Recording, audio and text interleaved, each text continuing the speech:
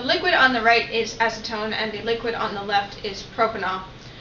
The acetone is about to evaporate much more quickly than propanol will because it's much more volatile, which means that it evaporates quicker. That's the only thing volatile means.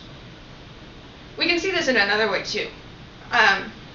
If we dump these two out on the table, we will have to touch the propanol with a match before it will catch fire, but the acetone has enough fumes evaporating from it that it'll catch fire before we ever get close.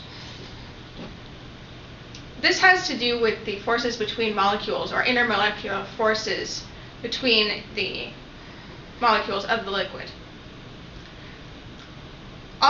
There's multiple kinds, but all of them work on the principle of opposites attract. The same thing with magnets. Electrons accumulating in one area will cause a slight negative charge on one end of the molecule and a slight positive on the other.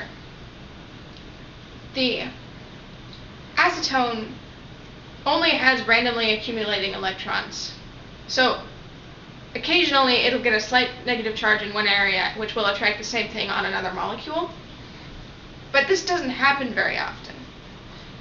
It isn't a strong force.